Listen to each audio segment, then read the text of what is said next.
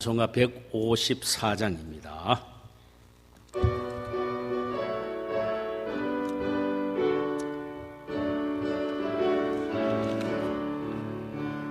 생명의 주여 면류관 받으시옵소서. 날 위해 쓰신 가시관 나 기억합니다. 저 겟세마네 기도를 늘 기억하게 하시고 그 십자가의 은혜로 날 인도하소서. 누셨던 무덤 내게도 보이시옵소서. 잠드신 동안 천사가 굳게 지키었네.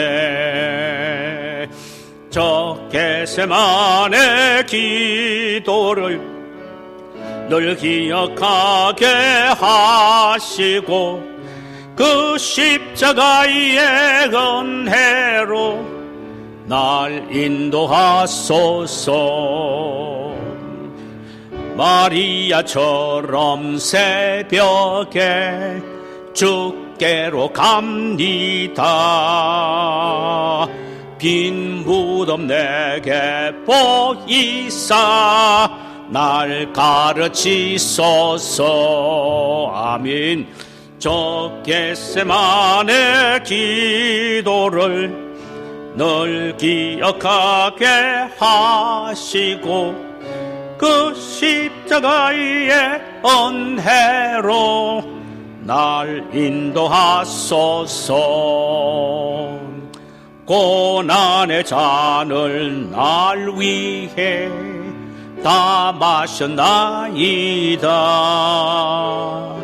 나 항상 나의 십자가 감당케 하소서. 저 겟세마네 기도를 늘 기억하게 하시고 그 십자가의 은혜로 날 인도하소서.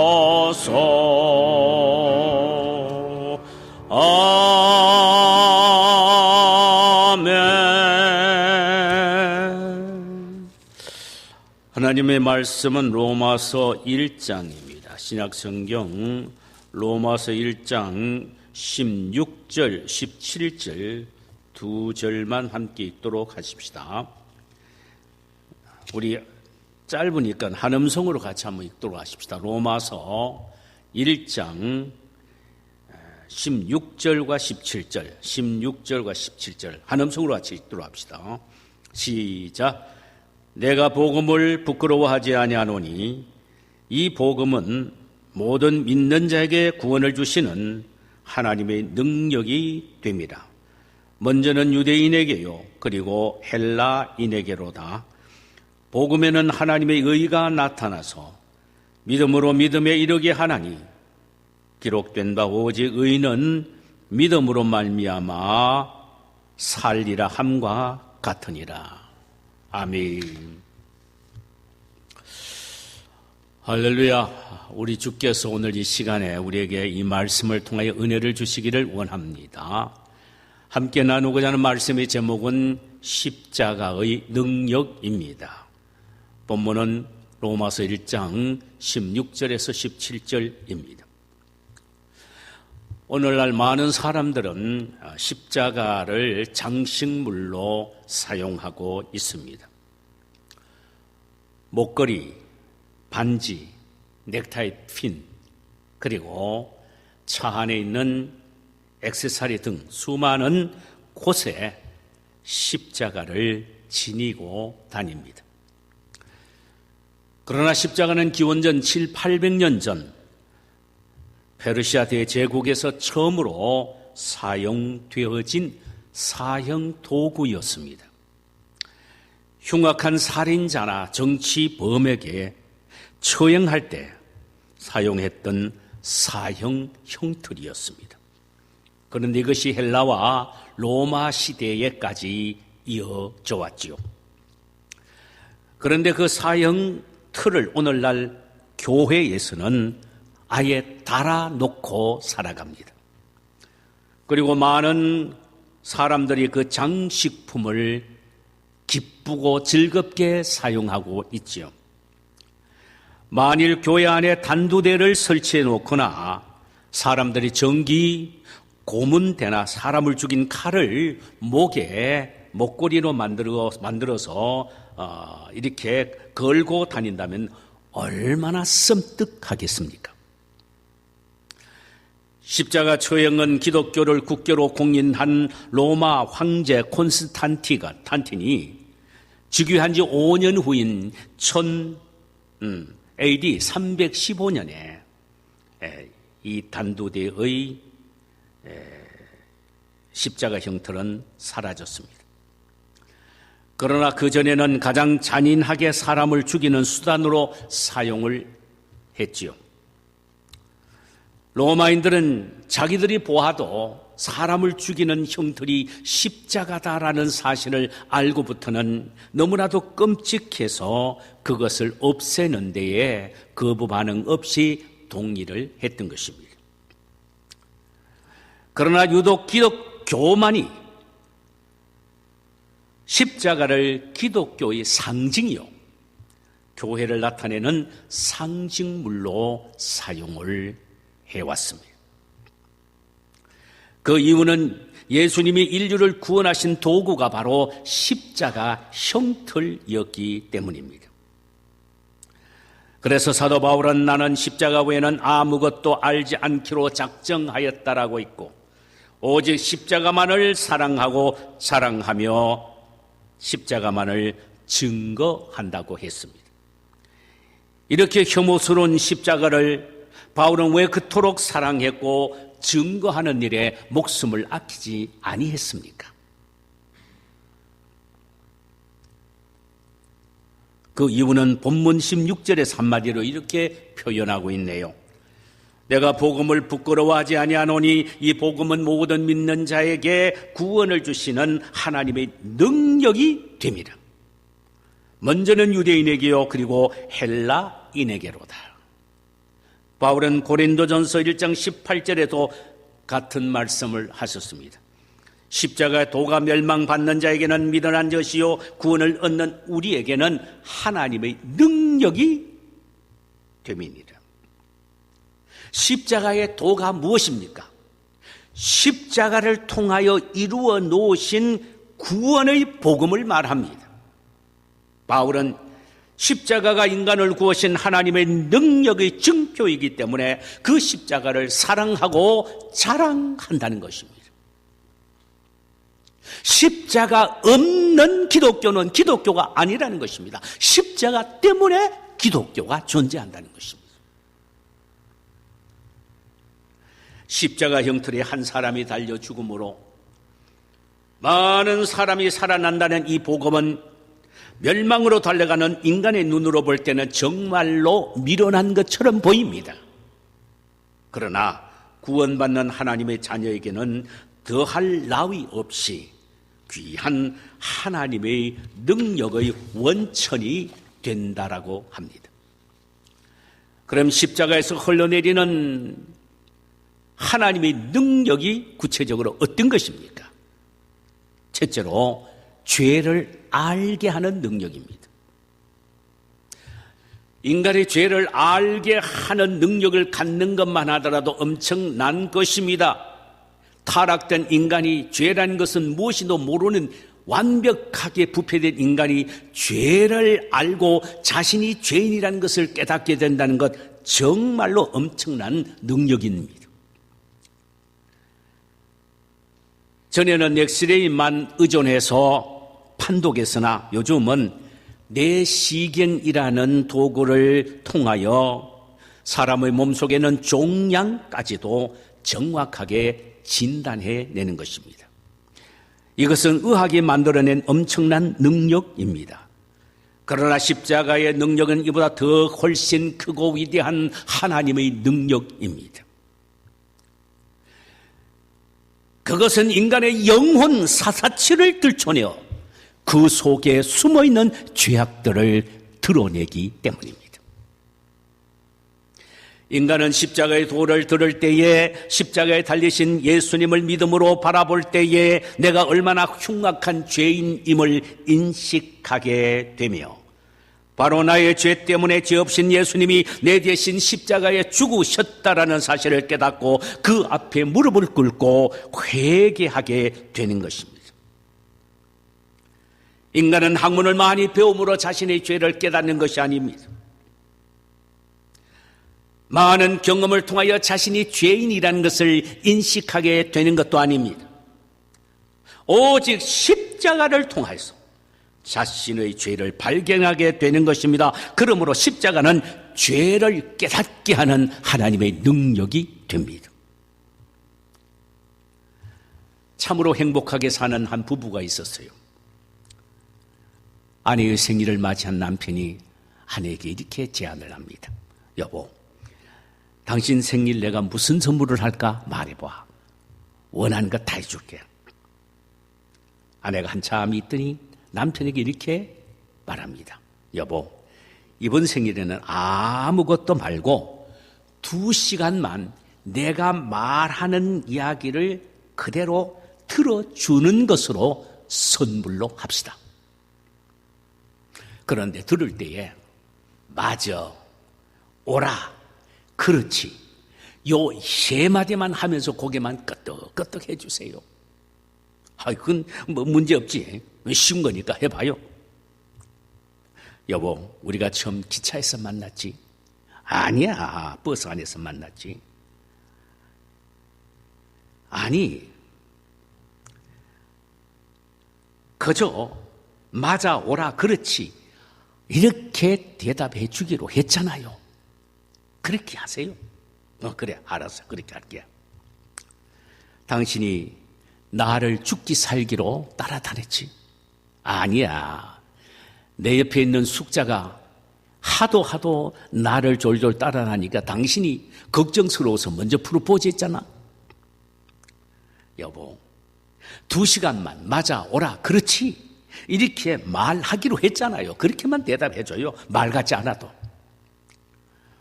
남편은 우라가 치밀을 지경이었습니다. 그러나 아무 말도 않고 2시간만 꾹 참고 들어주면서 맞아, 오라, 그렇지라고 대답해 주기로 작정을 합니다. 아내가 그동안 이야기를 쭉 말하기를 시작합니다. 2시간 동안 아무 말도 없고 들어만 주던 남편이 어느 순간인가 두 눈에서 눈물이 쭉쭉 흘러내렸습니다. 그리고 말하기를, 내가 그때 농담으로 한 말 가지고 그렇게 며칠씩 잠을 자지 못했었나? 그때 한 그 일 때문에 그렇게 결혼을 후회했었나? 무심코 던진 그 말이 그토록 당신의 가슴에 비수가 되었단 말인가? 남편은 아내의 손을 붙들고 하염없이 울었답니다. 자신이야말로 참으로 잘못한 일이 많구나 하는 것을 그때 깨닫게 된 것입니다. 아내의 진솔한 말, 마음에 닿는 말을 듣고 마음을 열 때에 깨달음이 있게 된 것입니다. 사실 이것도 능력이죠. 몇십 년 동안 그걸 몰랐던 남편의 마음을 움직이고 깨닫게 할 정도의 부드럽고 따뜻한 아내의 말이 그 남편으로 하여금 깨닫고 가슴을 치게 했으니 그 말이 얼마나 능력이 있습니까? 그러나 예수님의 십자가의 도를 들을 때, 그 십자가를 바라볼 때에 깨닫게 되는 능력은 엄청납니다. 단순한 뉘우침이 아닙니다. 지성세계의 인간 자아 속에 대변화가 일어나는 깨달음입니다. 그야말로 천지개벽이 일어나는 능력입니다. 어느 목사님의 이야기입니다. 간증입니다. 아내를 일찍 여의고 아들 하나에게 인생을 걸면서 살아왔는데 아들이 고등학교에 들어가자마자 방탕합니다. 친구들 때문이었습니다. 아버지는 영어 선생하던 직업도 다 포기하고 아들을 미국으로 데려왔습니다. 친구를 끊으면은 인간이 될 줄 알았죠. 미국에 오자마자 아들은 참으로 얌전해졌습니다. 그러나 말을 하게 되고 친구들을 사귀게 되니 탈선이 더 심각했습니다. 술을 먹고 마약을 하고 학교를 제대로 다니지 않았습니다. 너무나도 마음이 아프신 아버지는 아파트 거실에 엎드려 울면서 기도하는데 고린도전서 1장 18절의 말씀이 생각이 났습니다.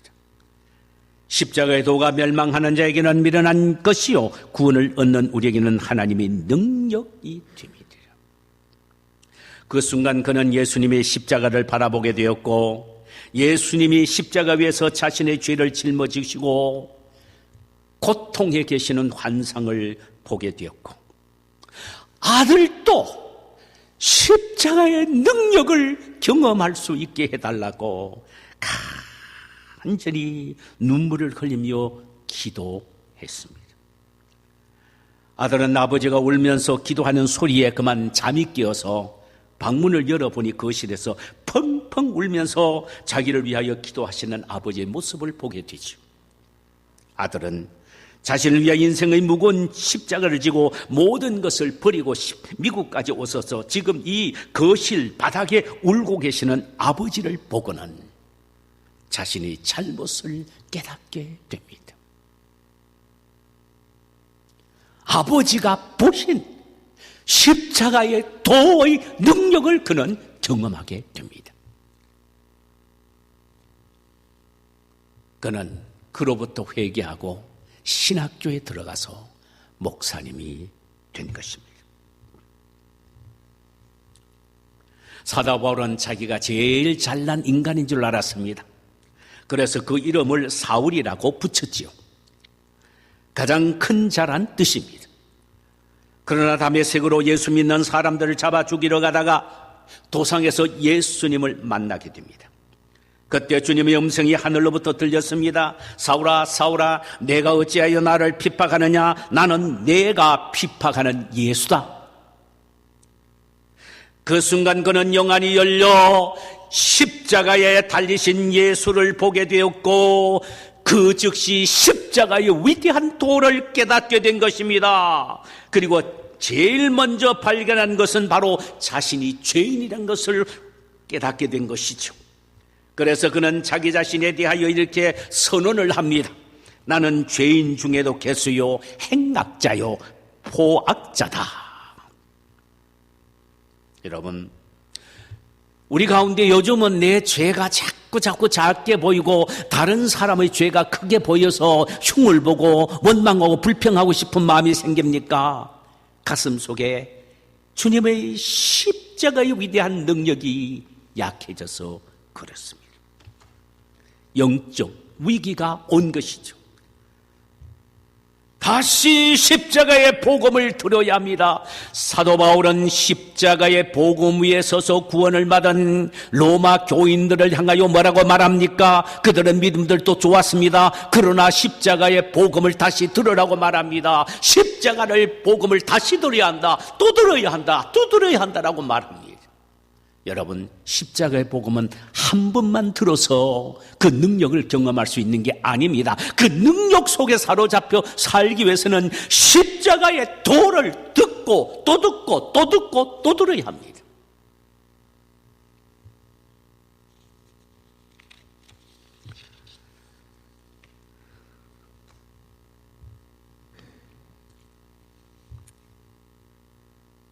그렇게 할 때 듣고 또 듣고 할 때에 다른 사람의 죄는 보이지 않고 내 죄만 크게 보여지게 되는 것입니다. 십자가는 죄를 깨닫게 하는 능력이 있습니다. 두 번째로 십자가는 사죄의 능력이 있습니다. 십자가는 죄를 알게 한 뿐만 아니라 죄를 사해 주시는 능력까지 있다는 말씀입니다. 십자가는 죄 용서가 강물처럼 흘러내리는 넘치는 은혜의 저수지죠. 은혜란 그저 주신 바 되는 하나님의 선물입니다. 십자가를 통하여 예수님은 나의 모든 죄를 청산해 놓으시고 죄 용서의 선물을 주신 것입니다. 그러므로 기독교는 은혜의 종교입니다. 죽을 수밖에 없는 우리를 위하여 예수님이 십자가에서 우리 죄값으로 대신 피 흘려 죽으신 것입니다. 그리고는 이제 인생의 수고하고 무거운 짐을 가지고 내게로 오라. 그리하면 내가 너희를 편히 쉬게 해주겠다. 돌아오기만 하면 죄 용서를 받고 하나님은 너를 아들로 맞아주신다라고 말씀을 하십니다. 이렇게 초청하시는 이것이 바로 은혜입니다. 십자가의 초청은 은혜인 것입니다. 이 은혜가 깨달아지는 능력은 십자가를 통해서만 가능한 것입니다. 십자가 없는 은혜는 있을 수가 없습니다. 십자가를 쳐다보지 않는 시선은 하나님의 은혜를 볼 수가 없습니다. 불교에는 죄 사함 교리가 없습니다. 예수님께서 우리를 위하여 피 흘려 돌아가시면서 죄를 씻어 주셨다는 속죄의 교리가 기독교에만 있습니다. 불교에는 피가 없기에 은혜의 교리란 없고 인과응보의 교리만 있을 뿐입니다. 그래서 죄사함이 없습니다. 그러나 우리 기독교는 예수님의 피로 죄사함을 얻습니다. 바로 이 속죄의 현장이 바로 십자가란 말입니다. 그러므로 십자가에는 구원의 능력을 허락하십니다. 사죄의 능력을 허락하시는 것입니다.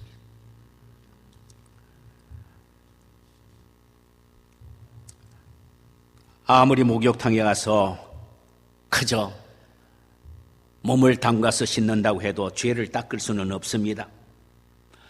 아무리 의사가 위대한 수술 집도를 한다 할지라도 죄를 도려낼 수는 없습니다. 아무리 학문을 많이 연마한 사람이라 할지라도 자신의 죄를 없앨 수는 없습니다.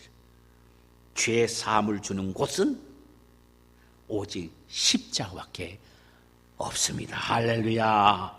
나의 죄를 씻기는 예수의 피밖에 없네. 나의 죄를 씻기는 예수의 피밖에 없네. 주의 보혈 능력이 또다. 능력이 또다. 주의 보혈 능력이 또다. 십자가는 사죄의 능력의 현장입니다. 마지막 하나는 십자가에는 치유의 능력이 있습니다. 십자가의 도는 병 고침의 능력이 있다라는 말씀입니다. 예수님은 십자가에 못 박혀 죽으면서 우리의 죄만 짊어지고 죽으신 것이 아니라 우리의 병까지 짊어지셨습니다. 마태복음 8장 17절에서 마태는 예수님의 십자가의 구속 사역에 가져다주는 치유의 효과에 대해서 구약에 예언한 이사야서 53장 4절을 인용해서 이렇게 말합니다. 이는 선지자 이사야를 통해 하신 말씀에 우리의 연약한 것을 친히 담당하시고 병을 짊어지셨다 함을 이루려 하려 하심이니라.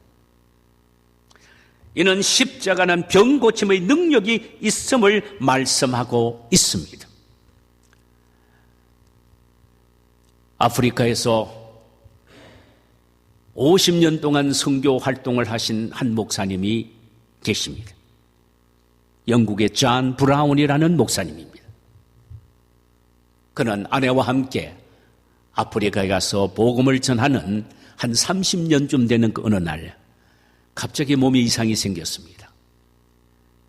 이상해서 더 사유하기 힘들 정도로 이상해서 그는 고국으로 일단 돌아왔습니다. 영국에 돌아와서 엑스레이를 찍으니까 간암이라고 말했습니다. 그러니까 이제는 목사님 천국 갈 준비를 하고 사세요.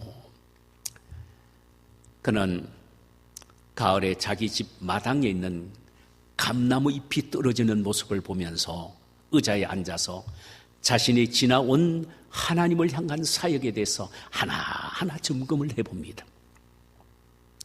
그런데 만족한 사역보다는 부족함이 너무나도 많고 후회스러운 부분이 너무나도 많았습니다. 하나님, 나에게 기회를 더 주실 수가 없습니까? 그때 그의 마음속에 들려진 하나님의 음성이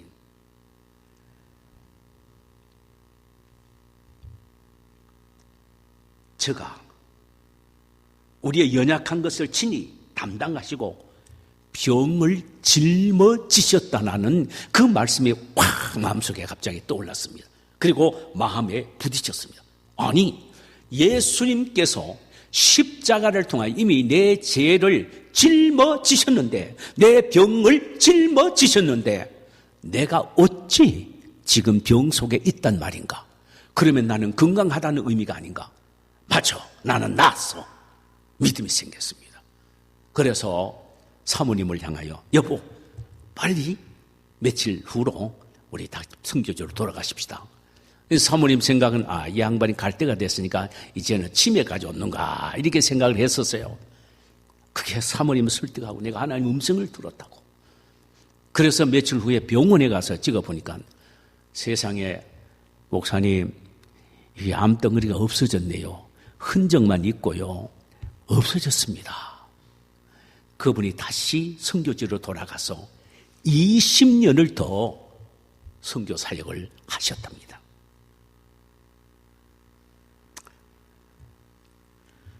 십자가는 우리의 죄만 용서하는 현장이 아니라 우리의 영육의 병까지도 우리 주님이 짊어지신 현장입니다.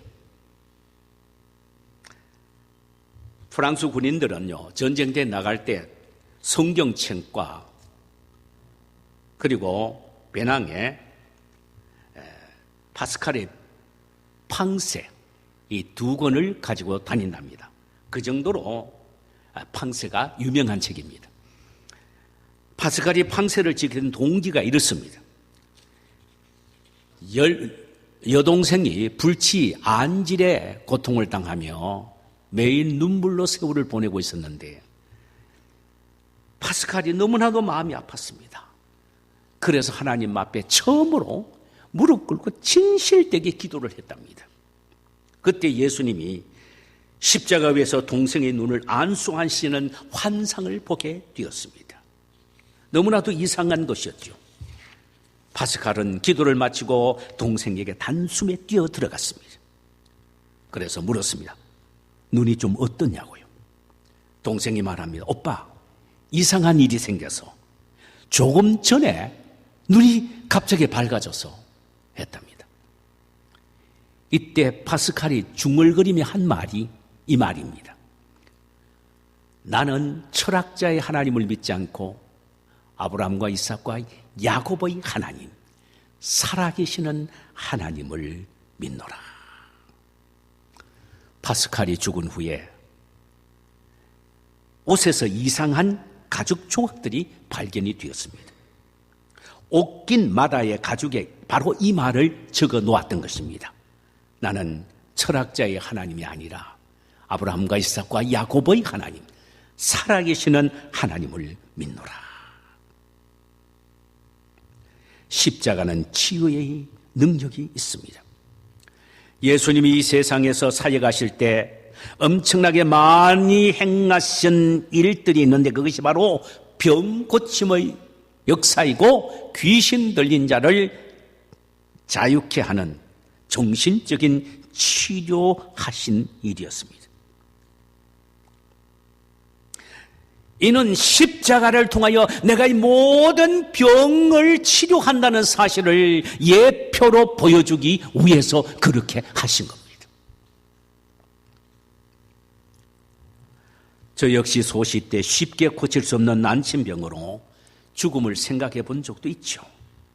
그때 주님의 십자가의 복음을 듣고 믿었을 때 고침을 받고 주님의 사역자가 되기로 결단했습니다. 오늘날에도 주님의 십자가를 바라봄으로 병고침의 은혜를 입고 치유함의 은혜와 각종 회복되고 해방되는 은혜를 경험하게 되는 것입니다. 이게 바로 십자가에서 우리에게 경험되어지는 치유의 능력입니다. 할렐루야. 말씀을 맺겠습니다. 주님의 십자가의 능력은 죄를 깨닫게 하는 능력입니다. 십자가의 능력은 죄 사함을 받게 하는 능력입니다. 십자가의 능력은 영육의 병을 고치고 치유하는 시은유의 능력입니다. 오늘날에도 우리는 주님의 십자가를 바라보고 묵상하게 되면 이런 능력을 깊이 체험하게 될 수 있다는 사실입니다.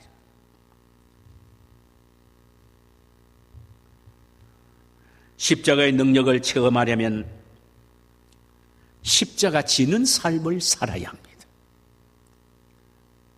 십자가 지는 삶이 무엇입니까?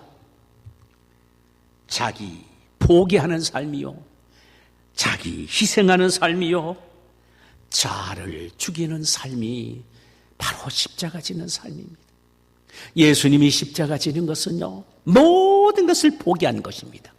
자신을 포기하고 심지어 하나님의 아들 됨의 그 위대한 존재까지도 포기하고 죄인이 되신 겁니다.